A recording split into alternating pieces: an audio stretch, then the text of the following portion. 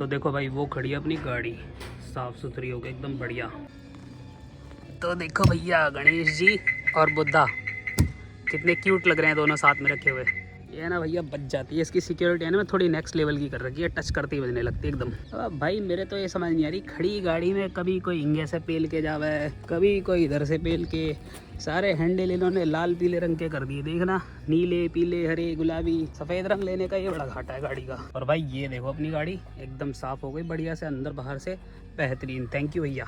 दिवाली की तैयारी में कहीं गिफ्ट को ये चीज़ मुझे बिल्कुल पसंद नहीं आई, ये जो स्टार्ट करती है अपने आप गाने बजाने लगता है ना भाई, ये सिस्टम नहीं समझ आया। तो hi guys, good morning, welcome back to the channel. तो भाई आज अपने को जाना है 2-3 काम के लिए, और एक है ना बहुत ही इंटरेस्टिंग काम है भाई, वो आपको डिटेल में एक करके बताऊंगा कि क्या है कहानी। पहले यहाँ से थोड़ा आगे बढ़ते हैं, उससे पहले आपको एक स्पेशल चीज़ दिखाता हूँ मैं। तो भाई ये है अपने पास आईफोन की डेटा केबल। अब भाई इसमें खासियत क्या है, ये आई है फ्री। अब फ्री के लिए हमने ना एक सिस्टम बैठा रखा है अपनी गाड़ी में, पहली वाली गाड़ी से हमने सेट कर रखा है मामला कि हमने रख रखा है भाई ये देखो ये वाला जादुई अडेप्टर।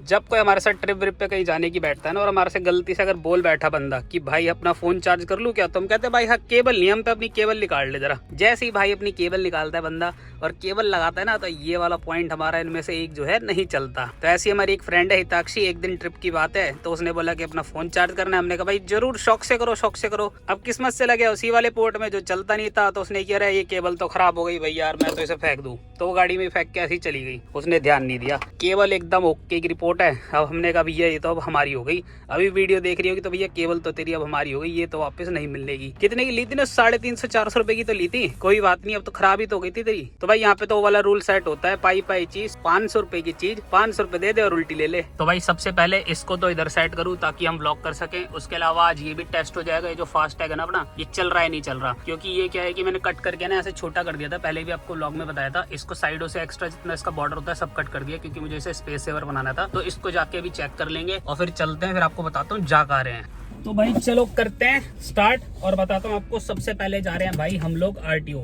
अब आरटीओ क्यों जा रहे हैं ना, आपको डिटेल में बताऊंगा आज की हुआ क्या है। एक बार बैग ले लें गाड़ी, पहले पीछे खंबा है ना, रिस्क नहीं लेने का बिल्कुल भी, क्योंकि आरटीओ वालों ने तो ऐसे काम कर दिए हैं कि गाड़ी बेच के और आरटीओ की फीस जमा कर दे। हम बताता हूँ वो भी आपको। चलो जी हो गई। ओहो अब आगे से गाड़ी आ रही है, डोर ओपन। मैं कह रहा सीट बेल्ट तो लगाई हुई है, अलग अलग अलर्ट देती है गाड़ी, बड़ी सियानी है हमारी। तो भाई कुल मिला के बात ये हुई कि अपने ने ना आरटीओ में ना एक करेक्शन की रिक्वेस्ट डाली थी आरसी में। अब आरटीओ वालों ने क्या कहा कि भैया आपका जो आधार कार्ड है वो 2011 में इशू हुआ था, तो आपको 2011 से लेके हर महीने के हिसाब से 100 रुपए के हिसाब से फाइन निकाल लो। अब मैंने कहा भैया गाड़ी ली अभी 3 महीने पहले, और फिर उसके अलावा आपका आधार कार्ड अपडेट कराया अभी थोड़े दिन पहले, 1 महीने का फाइन ज्यादा ले लो, इससे ज्यादा क्या लोगे। 100 रुपए बनते हैं, और 100 रुपए भी नहीं बनते, क्योंकि मैंने तो इमीडिएटली रिक्वेस्ट डाल दी थी, इन लोगों ने डिले किया है 1.5 महीने से। फिर भाई थोड़ी सी ना जैक वैक लगा के अपने एक भाई से बोला कि भाई हमारा एक काम करवा यार, पता कर इसमें क्या लफड़ा है। तो उसने दिल्ली आरटीओ में एक बंदे से बात करी, उस भाई ने बोला भाई फाइन तो लगेगा तुम्हारा। मैंने कहा क्यों, कहता कि 2011 से अभी तक क्यों नहीं अपडेट कराया आपने वो आरसी में।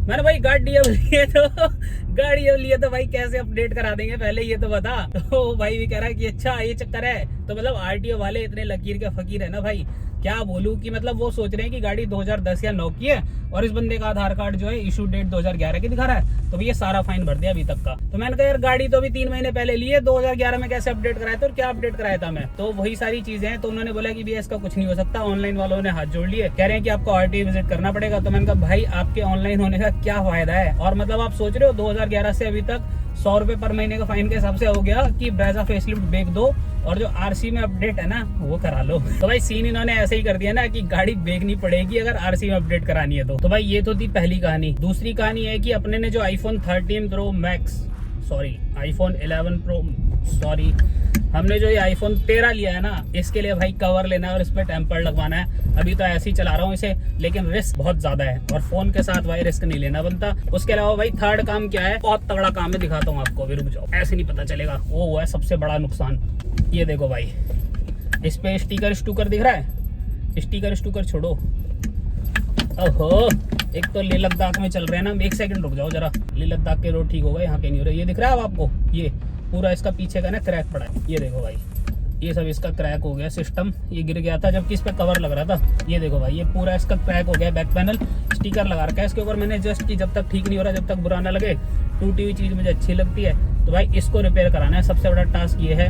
तो ये 2-3 चीजें अपनी कुछ करवानी है। तो भाई सबसे पहले जा रहे हैं आरटीओ। अब आरटीओ जाके पता चलेगा कि क्या कहानी बताएंगे। जो ये कहानी मुझे पता चली है एक भाई से, यही कहानी है तो ठीक है, उनको बता के अगर काम हो जाता है, नहीं तो बाकी क्या ही करेंगे कुछ नहीं पता। अब जाके देख लेता हूँ। एक बार पहले गया था तो बंद था, इसलिए आज जल्दी जल्दी निकल गया हूँ ताकि पहुंच जाऊँ 11 बजे से पहले और उनसे हाथ जोड़ के भाई अपना काम निकलवा लूँ। तब आगे की वीडियो में रास्ता देखो और बात करते हुए चलेंगे। और भाई एडवेंचर किसे कहते हैं? एडवेंचर कुछ नहीं होता भाई, लद्दाख वद्दाख सब कुछ नहीं है, कुछ भी नहीं है। ये देखो पागल नाला वगैरह क्या है, ये देख रहे हो आप सामने, गाड़ी डूब जाती है इसके अंदर, ये देख लो। और उधर दिख रहा है आपको वाटरफॉल, जानवरों के लिए हो बस, इंसानों के लिए नहीं है। इंसानों वाला पहाड़ों पे मिलता है। ये देखो भाई सारी गाड़ियां बैक ले रही हैं। अब अपने कोई पड़ी लकड़ी नहीं लेनी है, इसलिए बैक ले लेते हैं, पता चला यहीं खड़े रह जाएं। ओ भाई आधी गाड़ियां डूब रही हैं, आधी। ओ तेरी, वो देखो भाई कहाँ फंस गया वो वाला, वो देखो बाइक लेके। ओ भाई तेरी की, एक तो ये गाड़ियां जाती है ना इधर उधर से भाई, तो इस चक्कर में बड़ा वो पानी का प्रेशर ऊपर नीचे हो जाता है। अब वापस ले लेते हैं यार।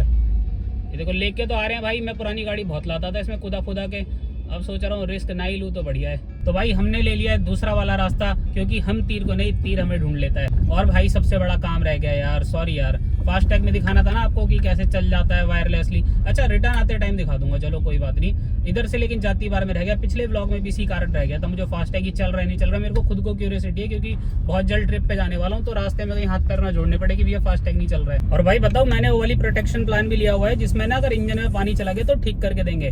मगर एक बात बताऊँ, ठीक ही तो करके देंगे, नई गाड़ी थोड़ी दे देंगे। तो मैंने कहा भाई रिस्क नहीं लेना, अपने तो वैसे ही लगे रहते हैं, समझ रहे हो ना क्या लगे रहते हैं। तो भाई ये देखो ये रोड बन गया भाई, यहाँ पे बहुत गहरे गड्ढे थे। पिछली वाली गाड़ी इस वाली गाड़ी के भी आपने ब्लॉग देखेंगे तो आपको पता होगा भाई, यहाँ पे तो पूरी गाड़ी घुस जाती है। सूरजकुंड रोड है, इस पे भाई इतने गहरे गड्ढे थे कि अच्छी गाड़ी है ना वो भी लग जाए, मतलब तो पागल नाला है ना जैसा, वही समझ लो आप इसे। तो भाई इस चीज से थोड़ी सी आजादी मिली है। और भाई अगर वीडियो हल्की सी भी शेक हो रही हो ना, तो भाई हाथ जोड़ के तहे दिल से क्षमा, क्योंकि भाई अपना जो ट्राइपॉड है ना वो भी उतनी स्टर्डी क्वालिटी का नहीं है, तो इसी से अपने को काम चलाना पड़ रहा है। बाकी मेरे को लगता नहीं है कि 13 का जो स्टेबलाइजेशन है वो इतना पता चलने देगा, मगर अगर मैं कैमरे में देख रहा हूँ तो मुझे पता लग रहा है कि ऐसा कि भैया हिल तो बहुत रही है। और भाई जहाँ पे भी सुंदर चीजें होती हैं, जैसे एक सुंदर सा ये गोल चक्कर है और कुछ भी हो, तो ये डंपर क्यों आ जाते हैं इसके सामने? इनका क्या मैटर है? मतलब पहाड़ों पे हो तो ये आ जाते हैं आगे, व्यू दिख रहा हो, बर्फ दिख रही हो, कुछ भी दिख रहा हो, इनका आगे आना जरूरी है। मजा है कि लाइफ लाइन भी है भाई ये देश की, ये चलते हैं जब इधर से उधर चीजें पहुंचती हैं। ये देखो वो बीच में ही चल रहे हैं भैया, अब लिया उन्होंने, मेरे तो हमारे तो कोई इज्जत ही नहीं है भाई। ट्रक वाले हॉर्न मारेंगे तो साइड लेते हैं।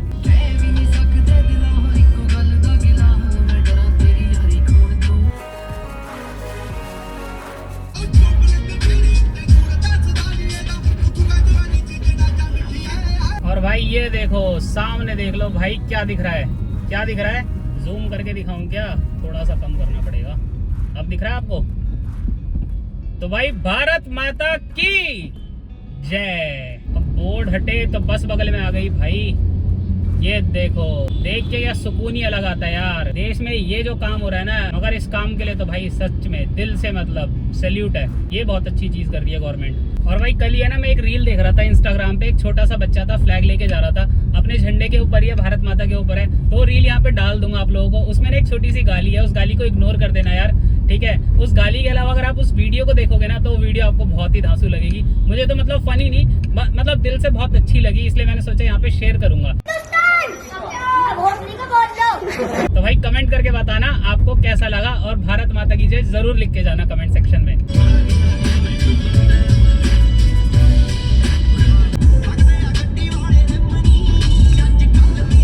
तो भाई फाइनली आ चुके हैं आरटीओ। तो भाई 600 रुपये की अपनी फीस लगी थी और 1000 रुपये का पेट्रोल खर्च हो गया होगा, यानी 2 बार आना पड़ गया। एक बार बंद थी, वो तो चलो मेरी गलती है, मुझे पता नहीं था, लेकिन दोबारा आना पड़ गया अभी। तो अब जाके अंदर हाथ पैर जोड़े जाएं जरा अधिकारियों से इंग्लिश में। चलो भैया घुसते हैं। वो भाई पूरा खाली पड़ा है। तो भाई थोड़ा सा कम्युनिकेशन गैप था, मतलब उन लोगों को वही समझने में होता कि भाई जो आधार कार्ड है वो अपडेट मतलब 11 में हुआ है, जबकि इशू डेट उस पर लिखी आ रही है। तो इस कारण से वो बोल रहे थे कि भाई फाइन लगेगा। जब वर्बली जाके बताया तो वही चीज़ रिजॉल्व हो गई है। और भाई वहाँ पे लिखा हुआ है कि भटकती आत्माओं से सावधान रहें। भटकती आत्मा कौन है आपको पता होगा। कुल मिला के अपना काम हो गया खाली वर्बली बोलने से, तो ये चीज़ अच्छी लगी मुझे। अब जब हाथ में आरसी आ जाएगी, डिंग डिंग पाए हेलो 999 absolutely free। तो देर किस बात की? लॉग ऑन टू कैश इसलिए नहीं बोल रहा था, ये सारा चीज हो जाए ना, आरसी आ जाएगी उसके बाद ही पता चलेगा कि काम हो पाया नहीं हो पाया। क्योंकि एक और भाई थे, मैं उनसे कुछ पूछने गया था लाइसेंस से रिलेटेड, तो वो थोड़ी फॉर्म में आ गए यार, मतलब अजब ही है, मतलब यार कुछ पूछो ना तो यहाँ चले जाओ, कर लो, ऐसा कर लो, तो थोड़ा सा रूड वाला एटीट्यूड है ना, मुझे अच्छा नहीं लगता। कहीं उसके इम्पैक्ट की वजह से रिजेक्ट ना कर दे, अपने बगल वाली को बोल दे हो रिजेक्ट कर दे, दोबारा बोला साले को। तो वाली चीज है भाई। कुल मिला के चलते हैं और अब अपने 13 का है ना कवर और वो ले लेते हैं। तो भाई चलो आपको बता ही देता हूँ कि वो भाई ने एक्चुअली क्या बोला, जो कि है ना मेरे को ठीक नहीं लगा। एक्चुअली क्या हुआ, उससे मैंने बोला कि भाई ऐसा ऐसा हो गया था, तो मैं दोबारा से रिस्क नहीं लेना चाहता, ऑफलाइन अगर हो सकता है तो बता दो, मैं फॉर्म भर के चला जाता हूँ। तो बोलता है कि अरे नहीं नहीं, आपको आता ही नहीं है भरना, अगर नहीं आता है तो साइबर कैफे चले जाओ, जब आपको आता नहीं है तो कैसे कर पाओगे। मैंने कहा भाई पूरा फॉर्म ऑनलाइन मैंने ही भरा है, सब कुछ ठीक है, बस खाली आप लोगों को समझने में कहीं से गलती हुई है कि 2011 का इशूड है आधार कार्ड, तो आप उस हिसाब से आपने उस पर कमेंट डाल दिया कि फाइन लगेगा। आपका कस्टमर केयर काम नहीं करता है, वो बोलते हैं आरटीओ विजिट कर लो। उसमें मेरी क्या गलती है? अगर मेरी गलती होती तो मुझे कुछ करेक्शन करना पड़ता ना। अभी भी तो जस्ट आके मैंने वर्बली बोला है कि यार ये था, तो उन्होंने देखा अरे हाँ आपका एड्रेस तो अभी अपडेट हुआ है, गाड़ी तो आपने अभी ली है, तो आप कर ही रहे हो उस चीज को। तो भाई आप मेरे को क्यों बोल रहे हो कि मेरे को सिस्टम चलाना नहीं आता? तो ये चीज मुझे ठीक नहीं लगी। मैंने कहा भाई ऐसा नहीं है कि आप किसी को ऐसा मत बोलो कि यार आपको सिस्टम नहीं चलाना आता, आपको नहीं आता तो साइबर कैफे चले जाओ। तो बंदे के हर एक बंदे के हाथ में फोन है, हर एक बंदा कैपेबल है सब छोटी मोटी चीजें करने के लिए। हम लोग इतने बड़े बड़े सिस्टम चला रहे हैं, तो यार ये क्या ही सिस्टम है इन लोगों का यार। और ऐसा सिस्टम है कि बंदे को आरटीओ धक्के खाने आना पड़ रहा है। तो एनीवेज कूल डाउन, कंट्रोल होता है कंट्रोल। तो भाई चलते हैं यहाँ से। ये छोटी सी बात थी जो मुझे उस भाई की ठीक लगी। मैंने कहा भाई थोड़ा सा ना, एक तो आराम से बात किया करो, और दूसरी बात ऐसे मत बोला करो कि आपको ही सब कुछ चलाना आता है। तो बस यही कहानी थी यार, बस चलते हैं यहाँ से।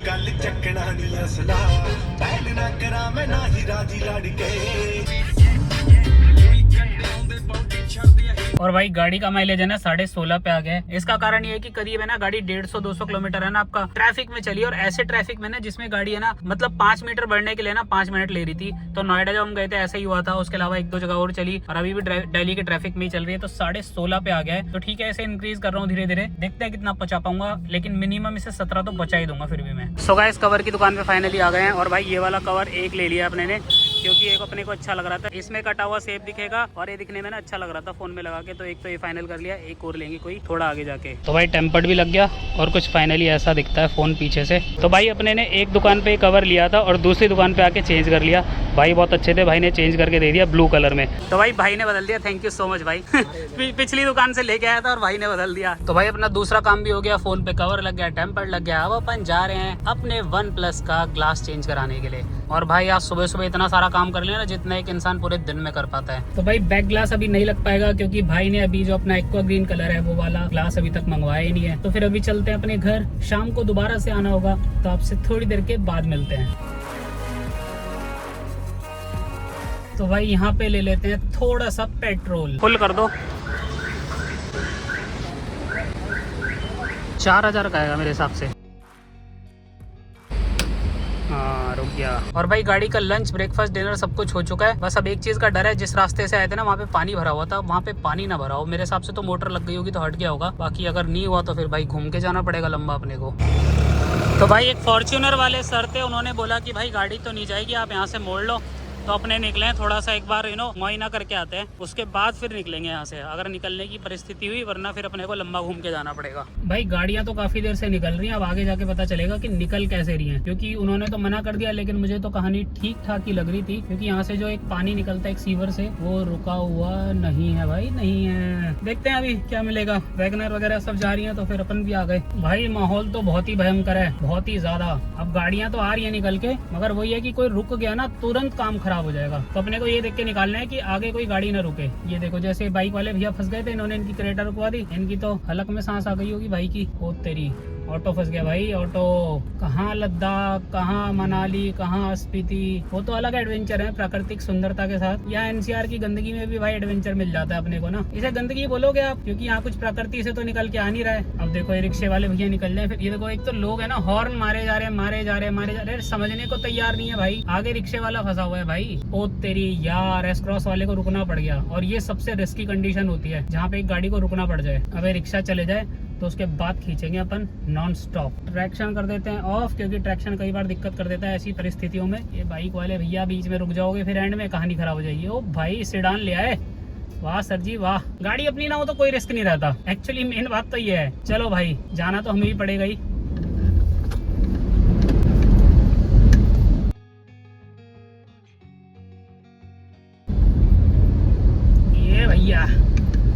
भाड़ में जाओ, गाड़ी गंदी होगी तो होगी भैया।